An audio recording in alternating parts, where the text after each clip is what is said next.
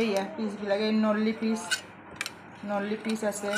এইয়া mutton marinate কৰি ৰাখিছোঁ বিভিন্ন প্ৰকাৰৰ মছলা।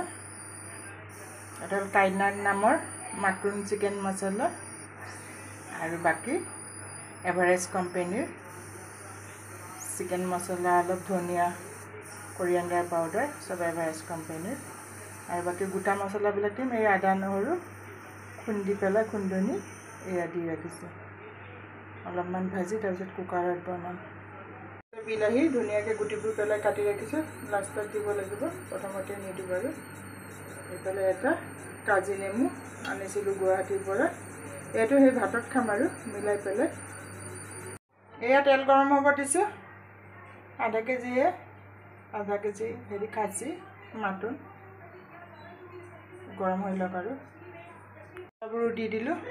সেউজীয়া ইলাচি, শুকান জলকীয়া, তাৰপিছত অকণমান দালচেনি, ডাঙৰ ইলাচি, তাৰপিছত লং আৰু গোটা জালুক অকণমান। এয়া ভাজি আছোঁ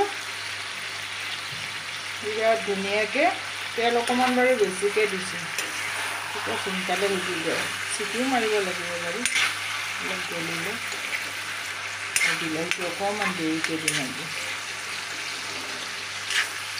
ধৈৰ্য নাথাকে নহয়, কমকৈ ভাজি চিটি মাৰি পেলাই এই টিভি চাব লাগিব। আজি অলপ ধৈৰ্য ধৰি বনাওঁ ভালকৈ। এইটো বেয়া নহয়, খাবলৈ ভাল হয়, কিন্তু যিমান ভাজা যায় সিমানেই মাংসৰ হেৰিটো ভাল আহে ন, ফ্ৰিগেন্স বুলিয়ে ক'ব লাগিব আৰু। বিলাহী দি আকৌ ভাজি আছোঁ, বিলাহী দিয়াৰ পিছতো আকৌ ভাজি আছোঁ। ভাজ খাবলৈ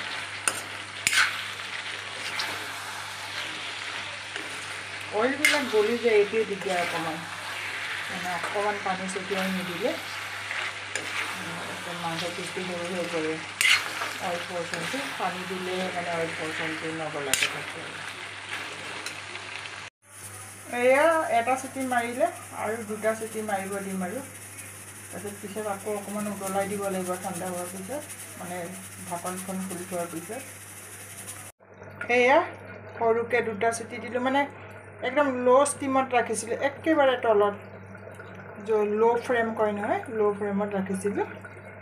সিজি গৈছে কিন্তু ধুনীয়াকৈ। ডাঙৰ পিচ আছিলে, নল্লি পিচ, মানে লেগ ছাইডটো আৰু কি ছাইড বুলি কয় সেইটো নাজানো আৰু, লেগ ছাইডটো, পিছফালৰ লেগ ছাইডটো যে অইলি পিচ আছিলে, তাতে লাগি ধুনীয়াকৈ হৈ গৈছে। মানে ল' ফ্লেমত ৰাখিছিলোঁ, এতিয়া আৰু নমাম আৰু।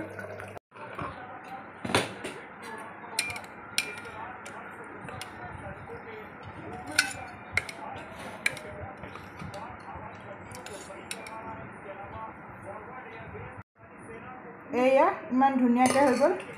আজি অকণমান তেল দিলোঁ বাৰু, আৰু অইলি পিচো আছিলে, এই লেগ পিচো এইবিলাক কি ধুনীয়াকৈ হৈছে। এইয়া পিচবিলাক এই নল্লি পিচ আছে, মানে পিছফালে আৰু চব ভাল পিচ। খালি এনেকুৱা হ'লে কি হয়, নল্লি পিচবোৰ ল'লে পিছফালৰ লেগটো ল'লে অলপ হেৰি মাংসবোৰ অলপ কম আহে, কাৰণ এইটো ৱেইটটো হয় ন নল্লিবিলাকৰ। এয়াই আৰু এতিয়া খোৱাহে কথা আৰু।